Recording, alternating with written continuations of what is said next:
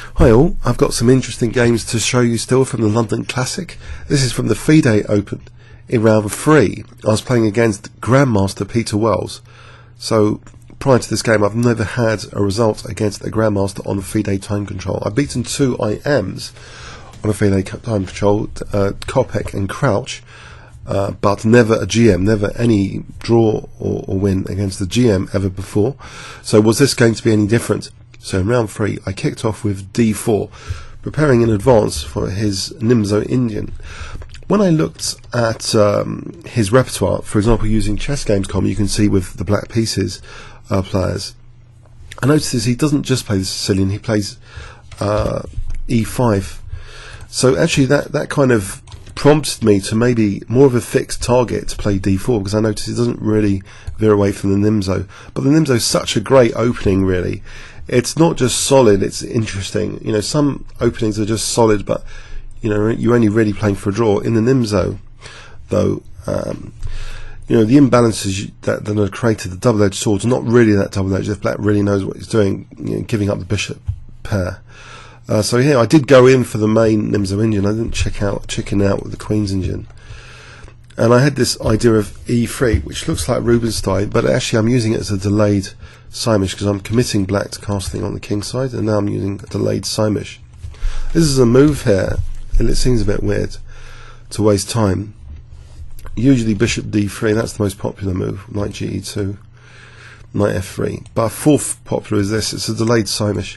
So I wanted to collect the bishop here, and I'm treating it actually like a gambit of the C4 pawn. Basically, I've looked at a lot of games prior to this game, and I thought I'll treat it as quite an exciting gambit of C4, because essentially black can often blockade and then just win the C4 pawn literally. So you're trying to make the most out of this bishop, and later, you know, aiming for a kingside assault, or you know, on the king side. You basically treat it as a C4 pawn sack.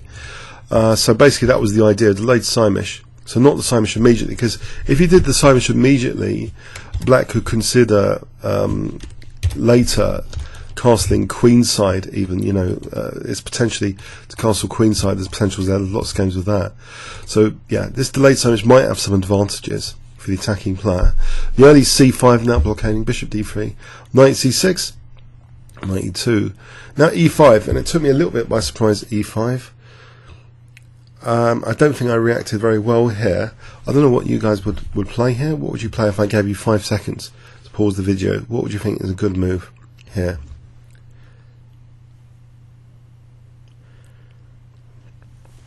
Okay, in this position, usually castles is played actually, or E4. 3 games with E4, and there's 25 with castling, and only 1 with D5. There's probably this game that which is a bad game. I've actually created a bad game immediately. This is a shame. On move 9, I've kind of strategically blundered. I was really optimistically expecting knight here, and then E4, and then something like this position, where I was hoping that I play this and delay castling, and then just go for an attack like this. So I was dreaming of this sort of position to try and maybe switch the rook across like that sort of attacking plan. Anyway, that was the dream, but it was shattered with E4. Changes the picture dramatically. Now looking at D takes, I don't think this is at all good. E takes, black's already doing fantastically well here. If C takes here, D takes, I don't think this is any good. Queen B6, black's doing brilliantly here. It looks as though, okay, bishop, knight, rook, 2 rooks, but black is doing absolutely fantastic here. This is a really crushing position with knight E4 coming, etc. This is absolutely crushing compensation. It's murderous, absolutely murderous. You can't really continue like that. So here it'll be really tricky to play D takes. Best is knight F4 apparently. Black's better again, B takes. It's just shattered the whole strategy. And look at this bishop, it's totally dead. So in the game I played bishop c2, sort of treating this as a c4 pawn sack again, but hoping to get some compensation around this pawn later. So knight a5, I castle. It doesn't take immediately on c4, d6, f3. I'm hoping to get some compensation and get this bishop out. Knight g3, rook e8. I noticed the horror of this position though, that if I take like with f pawn, I know it looks absolutely terrible as well, and this bishop looks dead, no prospects whatsoever. But also worse, he's got knight g4 and then queen h4 is pretty nasty to me. Looking at e3 as well, it's pretty nasty. It's not the sort of position you want at all. So I'd at least try to improve on that with bishop takes e4. Now, I think this is again a slight inaccuracy. Knight takes e4 apparently. Knight takes this position here, even though it looks as though f5 is winning the e3 pawn, there's an opportunity for queen e2 here to minimise the damage. Looking at the knight, b5, I think this is okay. I'm protecting e3 now, but no, I make things a little bit. I mean, that's also uncomfortable though. This position, it's not great. You know, it's better for black, but it's better than the game. In the game, I take with the bishop to take off that dangerous knight, at least extinguishing knight g4 for the moment. But after knight e5 again, things like queen h4 and knight g4 seem on the cards. So I play this against queen h4, and it's terrible. This bishop terrible. I'm hoping to liberate it one day, you know, maybe on this diagonal if I'm lucky. Queen a5. I play c4 now. So if he takes, I thought queen f1 hitting f7 and c4. I'm not sure this works though. Let's have a quick look. Queen c3. It looks very, very pleasant for black, to be honest. This position, very pleasant. It's an opening disaster officially now. This position. I play c4 here. He plays queen c3. Black's better. Clearly, bishop d2. He takes that pawn. Rook c1. But I'm hoping for bishop c3 to do something with this bishop. Kick the queen away. These are awkward pieces that are really disconnected from the potential attacking pieces. In inverted commas, queen h5. But with the knight on e5, black's defensive tasks are really quite trivial here. It looks as though, you know, rook h4, but then, you know, maybe just h6.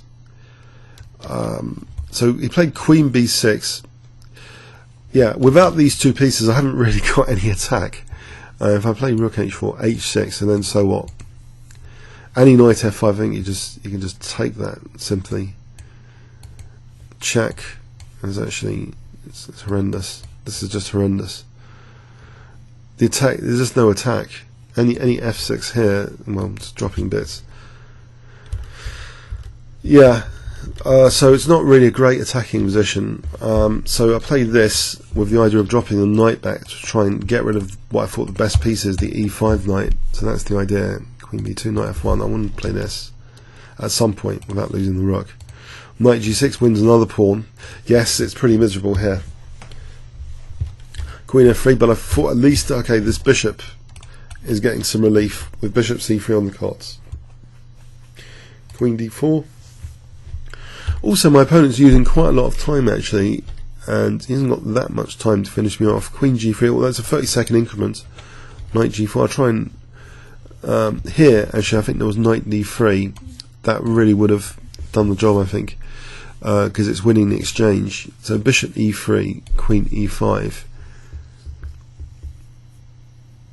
Although bishop f4 here, knight takes, rook takes. Black is 2 pawns up.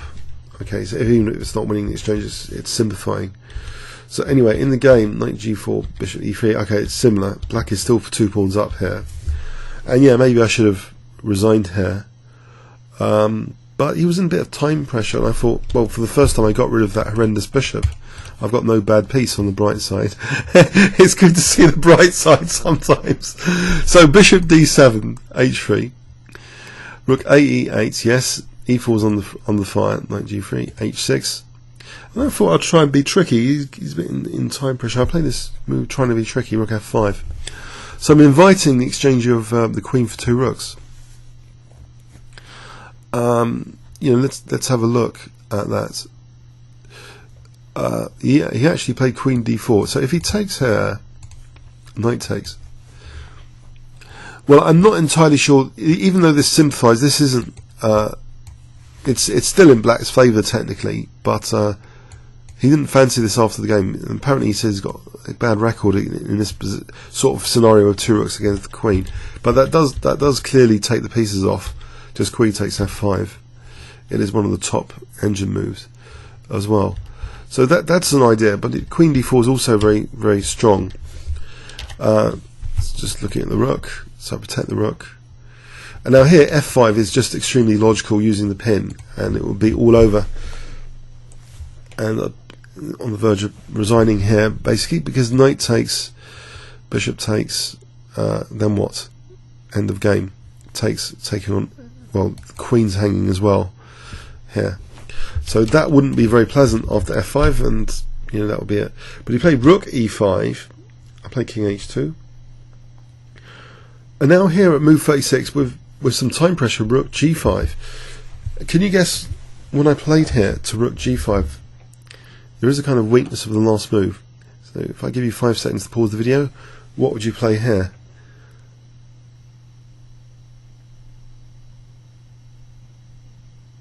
Okay, queen f4.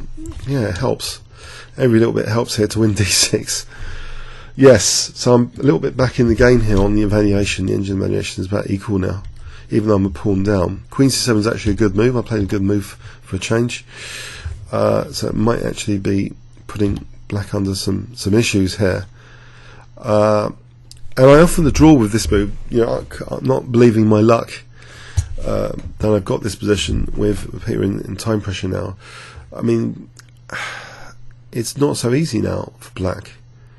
If he plays f5, let's see, rook d3 here. In this position, d6 here, rook de3. It's not so trivial as you might think.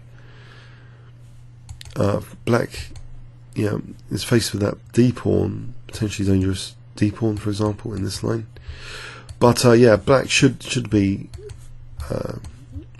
even in severe time pressure able to draw this with perpetual checks, etc. Objectively, so I think it was a well-timed draw off here after having some unbelievable luck.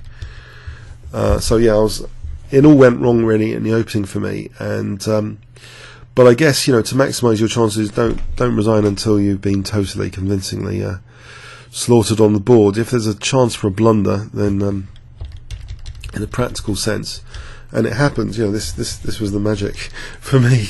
This blunder here, rook g5. It seems very tempting, I guess, because Black's going to be playing queen e5 and getting a nasty pin, etc. Yeah, but queen f4. It just happens that queen f4 here, sensitive f7 point. So yeah, but from the opening, yeah, if we look back at the opening, the fun was stopped here. Really, I should have. If white castles here, it's apparently it's okay. As well as the most common move, it's okay. If e4, this isn't so bad as a kind of gambit here. This pawn, this scenario, white will get some you know, compensation here. You know, say knight takes, there's queen d3, threatening immediately rook takes and queen h7. You know, rook takes. So you get some dynamic compensation, but it will be a vast improvement over the game. In fact, white's a little bit better here. So Black wouldn't necessarily react with e4 here, and say something like b6. Again, you know, maybe d5. There's always e4 in reaction to that, so caution with knight g3, even sacking the d pawn. I mean, because this would essentially liberate the bishop, this kind of thing, or there's even bishop h7 here, but even bishop b2, just essentially liberating this bishop, which was often going to be a problem piece. So yeah, it seems a lot of my positional problems started with that unfortunate reaction d5. So when e5 is played, there's a potential for e4, something to bear in mind there. So I hope there's some points here in this game, just from chess as from a practical perspective, and a bit of opening theory here in Nimzo, which you might find helpful. Okay, yeah, I was a bit fortunate there in that particular round. Okay, comments or questions on YouTube? Thanks very much.